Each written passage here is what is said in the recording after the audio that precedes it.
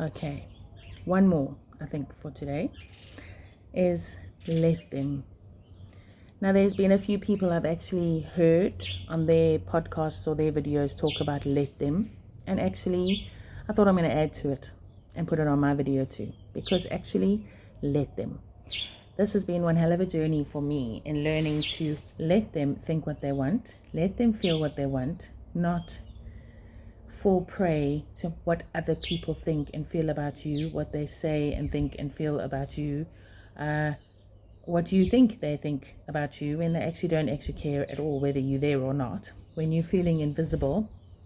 And you're actually not invisible, they're just scared of you, but you don't know that. There are many scenarios out there where we are all traveling and walking through the shopping centers, driving in our cars, turning, looking. It's like, what are you looking at? Why are you looking at me that way? They're probably just admiring how you look. Let them look at you. Let them admire you. It's okay, right? My husband often feels that way, and I think he's quite an attractive, dashing man. Every time I look at him, I think, how did I strike it so lucky?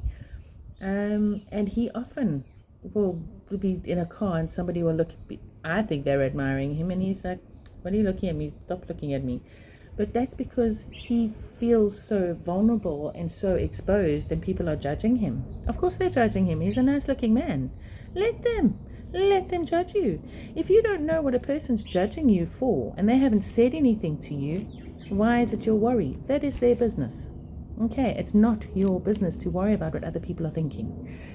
If you go past people in the shopping centers and they're watching you and they're looking and they give you the whole up, down, and up again, let them. Maybe they're admiring how your hips are voluptuous and your body is settling and how your whatever sits on your body. Who knows? If they don't like how you look, well, that's also their indaba. I don't care. I am like I am because of the situations I've been in, and this is how I am and how it is and how I show myself to the world. Let them think what they need to think. Let them feel how they want to feel. If they speak to you and they say things to you and you feel their judgment from their loudness, let them have it. You can tell them whatever you want to tell them if you feel that it is unjustified. At the end of the day, their opinions are just opinions. It's not fact. None of it is based on fact because they don't know your frame of reference. They don't know anything about you. But you may let them know, like, keep your opinions to yourself, thank you very much. You don't know anything about me. It doesn't have to become a shit show, okay? We don't have to go and punching people because of how they think and feel. It's on them. All right, what they say, how they feel about anything. If they don't say anything, they also don't have the balls to share anything about how they're feeling. That's also fine. It's on them. How, they might well be admiring you. They might well be frightened of you because they admire you. They might be intimidated by you because they see you holding authority they don't understand. They might be feeling your projection of energy that they don't understand. People don't understand. What do I want to try and say? People fear what they don't understand. People don't know how to react, to things that they don't understand. So we need to get into a point of letting them look at you up and down. I went to my son's school the other day. Oh my goodness, it was the cutest thing, but my goodness, where did she learn it from? This little girl, she couldn't have been 2 years old yet. Anyway, my son's, I think it was the teacher from last year, actually was holding this little girl. And I said, good morning. I said, hello.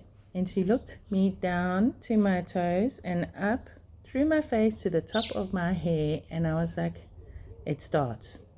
She's not even 18. She must have been 18 months, 20, 22 months, not 2 years, no ways. But very clear on how she was checking me out from head to toe and back up again. And I actually thought, like, wow, okay. Hope you liked what you saw. I'd love to know the thinking within her little mind at such a young age. Kids are coming in smarter these days. This I will tell you, that is a fact. How we prove that fact? Well, just connect and chat to a few of them and you'll see it for yourself. But where I'm going with this in letting them is let them say what they want, let them think what they think, Let them be in their space how they wish to be in their space until they choose to come to Live Smart Self-Development, Foundational Development journey, and we learn where their thinking comes from. Why do they look at us that way? Why is it? When they start learning to ask themselves, why do other people like that make me feel this way?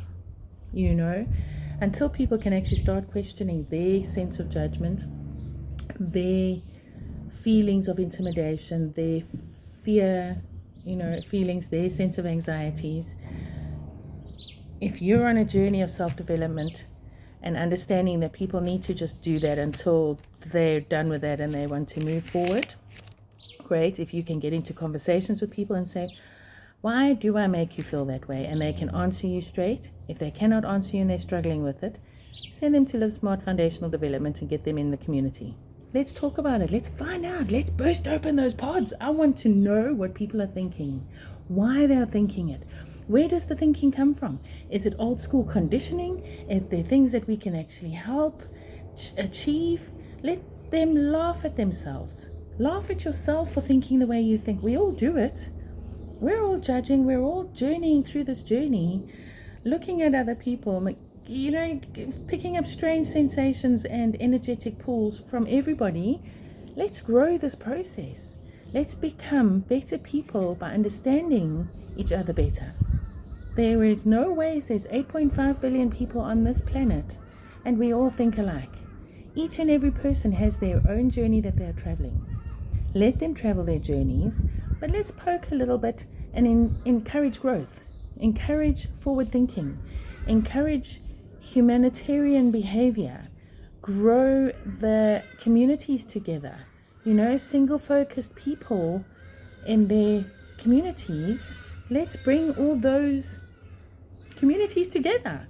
I get so excited at the thought of bringing people together, people to people, groups to groups, communities to communities. Wherever Live Smart can grow, let's become better people. Let them be who they need to be. Empower them to be who they want to be. But bring them in. Let's get this movement going forward so we can grow unity through community and become humanitarian on a greater perspective. There's so much that we can grow, learn from, become by being better people. It's part of my journey. I want you to be a part of it. Live Smart, fd@gmail.com. Self-development with Live Smart Foundational Development.